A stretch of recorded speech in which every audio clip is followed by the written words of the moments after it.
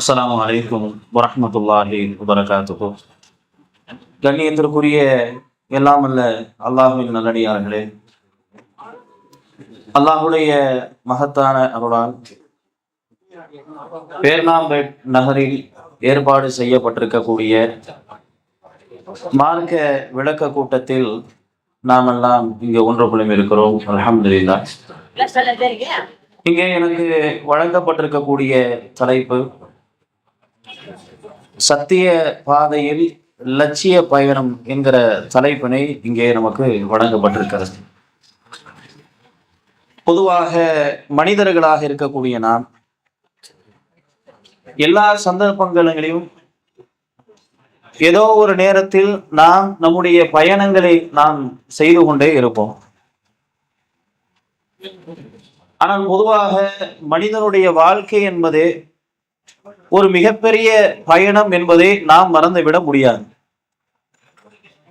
நாம் சிறுவனாக இருக்கிற பொழுது அதில் இருந்து நாம் பெரியவராக மாறி இளைஞனாக மாறி அதற்கு பிறகு முதிய பருவத்தை அடைந்து ஒரு வாழ்க்கைக்கான இறுதி கட்டமான மரணத்தை நெருங்கி விடுவோம். இது எல்லோரும் மனிதருக்கு இருக்கக்கூடிய ஒரு வாழ்க்கை பயணம். அதனால்தான் நாம் வாழுகிற வாழ்க்கையை பல்வேறு மனிதர்கள் பயணத்தோடு ஒப்பிட்டு பேசுவார்கள். அப்ப நாம் செல்லுகிற பயணம், நாம் நம்முடைய வாழ்க்கையில் செய்ய போகிற பயணம் லட்சியத்தோடு இருக்கக்கூடிய ஒரு பயணமாக நம்முடைய பயணம் என்பது இருக்க வேண்டும். ஏனென்றால் இன்றைக்கு சில மனிதர்கள் வாழுகிறார்கள், அவருடைய வாழ்க்கையில என்ன லட்சியம் என்று கேட்டால் அவர்களுக்கு சொல்ல இயலாது.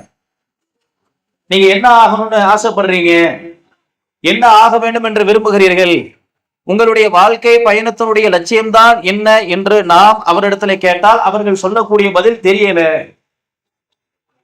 படிக்கக்கூடிய மாணவர்கள் அவரிடத்துல போய் கேட்டா உங்களுடைய எய்ம் என்ன, உங்களுடைய வாழ்க்கை லட்சியம் என்ன, என்ன ஆகணும் என்று ஆசைப்படுகிறீர்கள் என்று கேட்டால் மாணவர்கள் சொல்வார்கள், நான் டாக்டர் ஆகணும், இன்ஜினியர் ஆகணும், கலெக்டர் ஆகணும், பெரிய போலீஸ் அதிகாரிகளாக மாற வேண்டும் என்று சில மாணவர்கள் சொல்வார்கள். ஆனால் சில மனிதரிடத்துல கேட்கும் பொழுது இதுவெல்லாம் இந்த உலகத்தில் இருக்கக்கூடிய லட்சியங்கள். அல்லாஹ் நம்மை படைத்திருக்கிறான், அல்லாஹ்விடத்தில் மீண்டும் நாம் செல்லவிருக்கிறோம். அப்படியானால் அந்த வாழ்க்கையில உங்களுடைய லட்சியம் என்ன என்பதை கேட்டால் பல மனிதர்களுக்கு லட்சியம் இல்லாத வாழ்க்கையாகத்தான் இன்றைக்கு இருந்து கொண்டிருக்கிறது. அப்ப லட்சியம் இல்லாத பயணம் ஒரு காலம் நமக்கு ஒரு முடிவை தரவே தராது. ஒரு சாதாரணமா ஒரு சிறிய குழந்தை அதற்கு நமக்கு உதாரணமாக சொல்ல முடியும். ஒரு சின்னஞ்சிறிய குழந்தை நம்மிடத்துல இருக்கிறது, தத்தி தத்தி நடக்கக்கூடிய வயசு. தூரத்திலே ஒரு விளையாட்டு பொருளை இது பார்க்கிறது. விளையாட்டு பொருளை பார்த்து அந்த விளையாட்டு பொருளை எடுக்க வேண்டும் என்று முயற்சி செய்து நடக்க முடியாமல் நடந்து, தவக்க முடியாமல் தவந்து அந்த பொருளை அது எடுக்கிறது. அப்படியானால் அந்த சின்னஞ்சிறிய குழந்தைக்கான லட்சியம் என்னவென்று சொன்னால் அந்த விளையாட்டு பொருளை எடுக்கணும், அதற்காக முயற்சி செய்கிறது. அப்ப மனிதர்களாக இருக்கக்கூடிய நாம் நம்முடைய வாழ்க்கையில் லட்சியம் இல்லாமல் இருக்கிறோம் என்று சொன்னால் அது ஒரு காலம் நமக்கு நல்ல நிலையை ஏற்படுத்தாது. அப்ப லட்சியத்தோடு வாழ வேண்டும். குறிப்பாக முஸ்லிம்களாக இருக்கக்கூடிய நாம் நம்முடைய லட்சியம் என்பது அல்லாஹ் நம்மை படைத்திருக்கிறான், அல்லாஹ் நம்மை வணங்க சொல்லுகிறான், அல்லாஹ் ரப்பல் ஆலமீன் நல்ல அமல்களை செய்ய சொல்கிறான். இதையெல்லாம் செய்துவிட்டு நாளை மறுமையில் படைத்த ரப்பல் ஆலமீன் நமக்கு தரவிருக்கக்கூடிய உயர்தரமான சொர்க்கத்தை அடையணும். அதுதான் ஒவ்வொரு முஸ்லிம்களுடைய லட்சியமாக இருக்க வேண்டும். அந்த லட்சியத்தை நோக்கிதான் நம்முடைய பயணங்களும் இருக்கணும். ஆனா இன்றைக்கு நம்முடைய பயணங்கள் அப்படி இருக்கிறதா? பெரும்பான்மையான மனிதனுடைய பயணம் எதனை நோக்கி இருக்கிறது? அல்லாஹ்வை நோக்கி இருக்கிறதா? மார்க்கத்தை நோக்கி இருக்கிறதா? நல்ல அமல்களை நோக்கி இருக்கிறதா? அல்லது உலகத்தின் பார்வையில் அவருடைய பயணம் இருக்கிறதா? பல மனிதனுடைய ஆசையை கேட்டால், அவங்களுடைய லட்சியத்தை கேட்டால் அவங்க சொல்லுவாங்க, இந்த உலகத்துல நிறைய சம்பாதிக்கணும், இந்த உலகத்துல நிறைய சொத்து பத்துக்களை சேர்த்து வைக்கணும், இந்த உலகத்துல நிறைய தங்கம் வைரம் போன்ற ஆபரணங்களை தனதாக்கி கொள்ளணும். இதுவெல்லாம் மனிதன் பொதுவாக நேசிக்கக்கூடிய ஒன்று. அல்லாஹும் அதைத்தான் நமக்கு சொல்லுகிறான். மனுஷன் எதையெல்லாம் நேசிக்கிறானா, ஜுய்யிரலின்னாஸ், மனிதர்களுக்கு இந்த உலகம் என்பது அலங்கரிக்கப்பட்டிருக்கிறது. ஹுப்பு ஷஹவாத், சில விஷயங்களை நேசிப்பது. பெண்களை நேசிப்பார், ஆண் குழந்தைகள் வேண்டும் என்று நேசிப்பது, தங்கம் வைரம் போன்ற ஆபரணங்களை தனதாக்கி கொள்வது, இவைகள் எல்லாம் மனிதன் அதிகமாக நேசிக்கிறான். மனுஷனுக்கு பேராசை அதான், பெரும் விருப்பமே அதான். உலகத்துல நிறைய செல்வங்களை சேர்த்து வைக்கணும், நிறைய தங்கங்களை சேர்க்கணும், நிறைய சொத்து பத்துக்களை வாங்கணும், பெரிய வியாபாரம் தொழில் நிறுவனங்களை நடத்தணும். மாற்று கருத்தையில நடத்தலாம், செய்யலாம். ஆனால் அவனுடைய லட்சியம் எதுவாக இருக்கணும்? இவைகளை எல்லாம் வைத்து நாளை மறுமையில் நான் வெற்றி பெற வேண்டும். இதுதான் ஒரு முஸ்லிமுடைய மிகப்பெரிய லட்சியமாக இருக்க வேண்டும். ஒரு முஸ்லிமுடைய லட்சியம் என்பதை மறுமையை நோக்கி, மறுமையில் அல்லாஹ் ரப்பல் ஆலமீன் நமக்கு தரவிருக்கக்கூடிய சொர்க்கத்தை நோக்கி நம்முடைய பயணங்களை அமைத்துக் கொள்ள வேண்டும். அந்த சொர்க்கம் கிடைக்கணும்னா என்ன செய்யணும்? நாம என்ன செய்யணும்? சொர்க்கம், எல்லாரும் சொர்க்கத்தை நோக்கி தான் நாம் முற்படுகிறோம். முஸ்லிமாக இருக்கக்கூடியவர்கள் அனைவரிடத்திலும் கேட்டால், நீங்கள் எங்க போக விரும்புகிறீங்க? மௌத்தானதற்கு பிறகு நரகத்திற்கு போவீங்களா, சொர்க்கத்திற்கு போக விரும்புகிறீர்களா என்று சாதாரணமாக கேட்டால் எல்லோரும் சொல்லக்கூடிய பதில், நான் சொர்க்கத்திற்கு போக விரும்புகிறேன். ஆகிரத்தினுடைய வாழ்க்கையிலே அல்லாஹ் எனக்கு சொர்க்கத்தை தர நான் நாடுகிறேன், விரும்புகிறேன். எல்லாருடைய ஆசையும் விருப்பமும் அதுவாகத்தான் இருக்கும். ஆனால் அந்த சொர்க்கத்திற்கு செல்வதற்கு என்ன நிபந்தனை, எதை செய்தால் நாம் சொர்க்கத்திற்கு செல்ல முடியும் என்று அல்லாஹ் ரப்பல் ஆலமீன் நமக்கு அதிகமாக சொல்லுகிறான். படைத்த ரப்பல் ஆலமீன் திருமறை குர்ஆன்ல சொல்லுகிறான், வல்லதீன ஆமனு வஅமிலு ஸாலிஹாத் உலாயிக அஸ்ஹாபுல் ஜன்னah. யார் நம்பிக்கை கொண்டு நல்லறங்கள் செய்கிறார்களோ அவர்களே சொர்க்கவாசிகள். அல்லாஹ் சொல்லக்கூடிய சொர்க்கவாசி யார்? யார் நம்பிக்கை கொண்டு, அல்லாஹ் ஒருவனை தவிர உலகத்தில வணங்குவதற்கு தகுதியானவர்கள் யாரும் இல்லை. படைத்த ரப்பல் ஆலமீனை தவிர வேறு யாரும் வணக்கத்துக்குரியவர்கள் இல்லை. சொர்க்கத்திற்கு செல்ல வேண்டும் என்று சொன்னால் அல்லாஹை முழுமையாக நாம் நம்பிக்கை கொண்டிருக்க வேண்டும். அந்த நம்பிக்கையிலே குறைவு இருக்கக்கூடாது, அந்த நம்பிக்கையிலே கலப்படம் இருக்கக்கூடாது, அந்த நம்பிக்கையில எனக்கு சந்தேகம் இருக்கக்கூடாது. படைத்த ரப்பல் ஆலமீனை நாம் முழுமையாக நம்ப வேண்டும். எல்லோரும் நம்புகிறோம், மாற்று கருத்து இல்லை. அத்தோடு மட்டும் அல்லாஹ் ரப்பல் ஆலமீன் சொல்லவில்லை, நல்லறங்கள் செய்வோரே அதையும் அல்லாஹ் சேர்த்து விரும்புகிறான். அப்ப முஸ்லிமாக இருக்கக்கூடியவர்கள், நான் என்னுடைய வாழ்க்கை, என்னுடைய குடும்பம், என்னுடைய மகிழ்ச்சி என்று இருந்து விடக்கூடாது. அவன் நல்ல அறங்களை செய்ய வேண்டும் என்று இஸ்லாமிய மார்க்கம் நமக்கு வலியுறுத்தி சொல்லுகிறது. எதுவெல்லாம் நல்லறங்கள்? இஸ்லாம் நிறைய காரியங்களை நமக்கு சொல்லுகிறது. அண்டை வீட்டுக்காரர் பசியோடு இருந்தால் நீங்க சாப்பிடாதீங்க, உங்களிடத்திலே உணவு இருந்தால் நீங்கள் கொடுத்து விட்டு நீங்கள் உண்ணுங்கள். உங்களுக்கு குறைவாக இருக்கிறது என்று சொன்னால் அதிலே தண்ணீர் கலந்தாவது நீங்கள் பகிர்ந்து உண்ணுங்கள் என்று இஸ்லாமிய மார்க்கம் நமக்கு சொல்லுகிறது. பசியோடு கிடக்கிறார்கள் என்று சொன்னால் அவர்களுக்கு நீங்கள் உணவளியுங்கள்.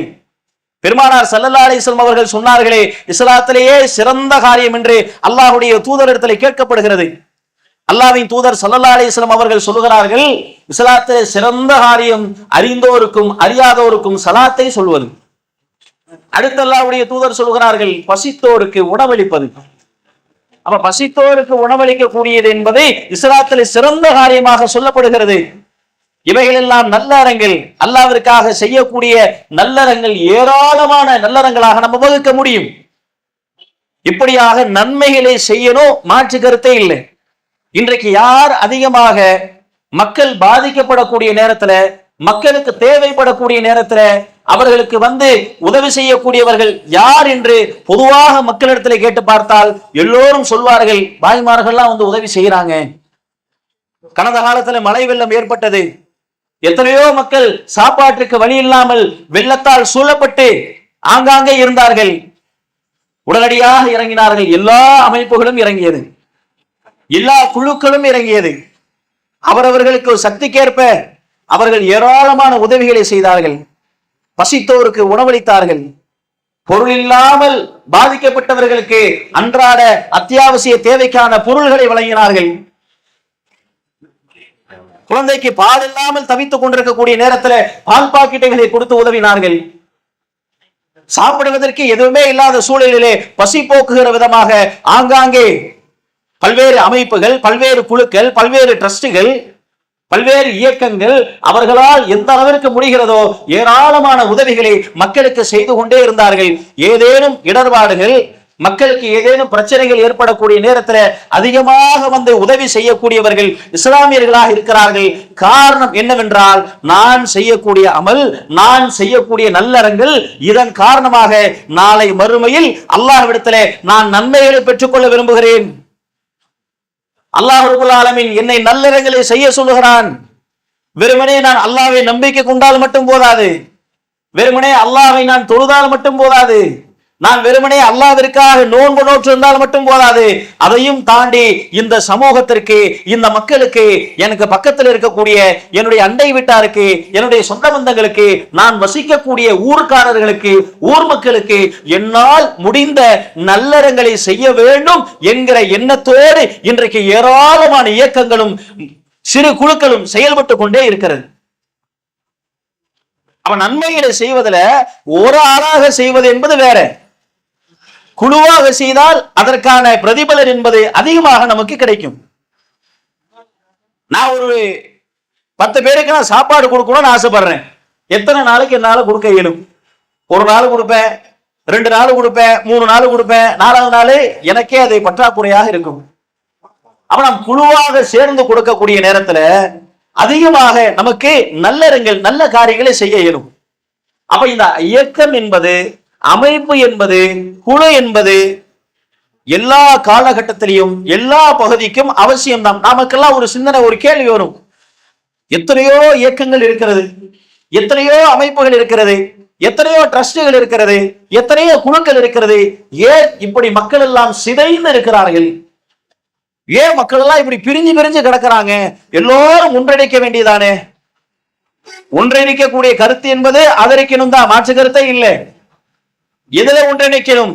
மக்களுக்கு ஏதேனும் பிரச்சனைகள் வருகிற பொழுது அனைத்து இயக்கங்களும், அனைத்து ட்ரஸ்டுகளும், அனைத்து குழுக்களும் ஒன்றாக இணைந்து மக்களுக்காக போராடணும், மாற்று கருத்தே இல்லை. மக்களுக்கு ஏதேனும் பாதிப்பு ஏற்படுகிற பொழுது அந்த பாதிப்பை சீர் செய்வதற்கு அனைவரும் சேர்ந்து முயற்சி செய்ய வேண்டும், மாற்று கருத்தே இல்லை. நம்முடைய முஸ்லிம் சமுதாயத்தினுடைய முன்னேற்றத்திற்காக வேண்டி, கல்விக்காக வேண்டி, சமூக முன்னேற்றத்திற்காக வேண்டி அனைவரும் சேர்ந்து ஒன்றிணைந்து பாடுபடணும், மாற்று கருத்தே இல்லை. ஆனா இயக்கங்களாக பிரிந்து நிற்கிறாங்களே அப்படிங்கிற அந்த கேள்விக்கு என்ன பதில்? இயக்கங்கள் வளர்வது என்பது உண்மையிலே மனித சமூகத்திற்கு ஏராளமான நன்மைகளைத்தான் பயக்கும். திடீரென்று ஒரு இயக்கம் உருவாகும், அவர்கள் சில திட்டத்தை கையில் எடுப்பார்கள். நாங்கள் கல்விக்காக வேண்டி, முஸ்லிம் மக்களுடைய கல்விக்காக வேண்டி நாங்கள் பாடுபடுகிறோம், முழுக்க முழுக்க கல்விக்காக வேண்டியே பணிகளை செய்வார்கள்.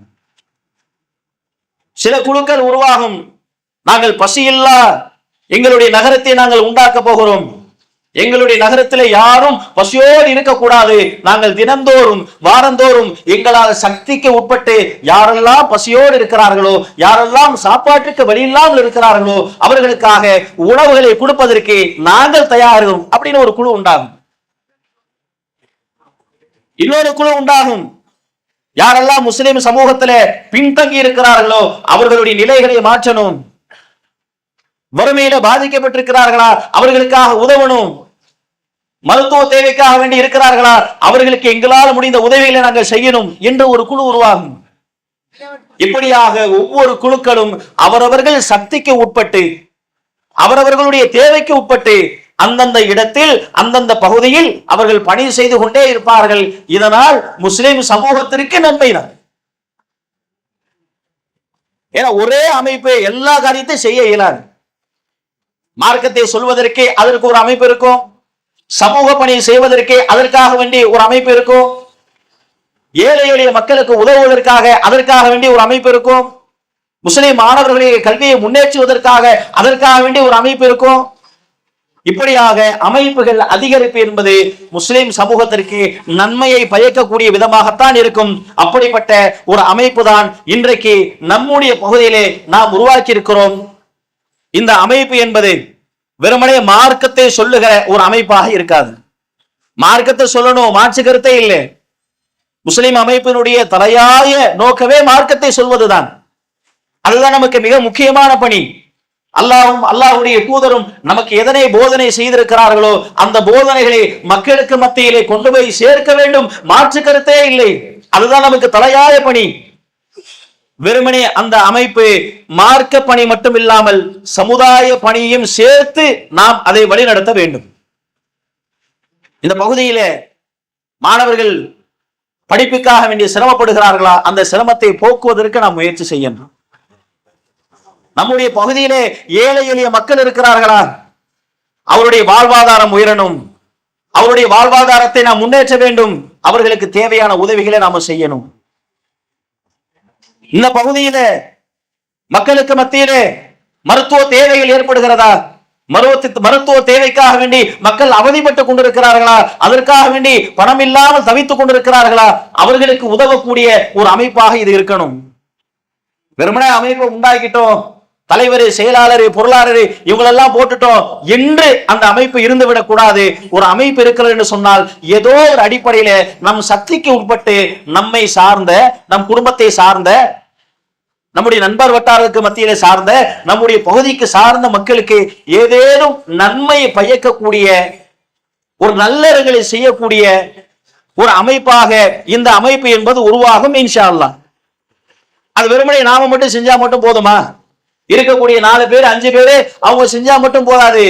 இதற்கெல்லாம் உதவி செய்யக்கூடியவர்கள் நீங்க தான். நீங்களும் சேர்ந்து அதனை முயற்சி செய்து அந்த அமைப்பை கொண்டு செல்ல வேண்டும். அல்லாஹ் ரப்பல் ஆலமீன் திருமறை குர்ஆன்ல சொல்லும் பொழுது நம்மை பார்த்து அல்லாஹ் சொல்லுகிறான், நன்மையிலையும் இறையச்சத்திலையும் ஒருவருக்கு ஒருவர் நீங்கள் உதவி கொள்ளுங்கள், பாவத்திலும் வரம்பு மீறுதலையும் நீங்கள் ஒருவருக்கு ஒருவர் உதவி கொள்ளாதீர்கள் என்று அல்லாஹ் நமக்கு சொல்லுகிறாங்க. அவ நன்மையான காரியங்கள் ஒருவர் செய்கிறார் என்றால் அதனை சேர்த்து நாம் நம்முடைய பங்களிப்பு இருக்கணும்.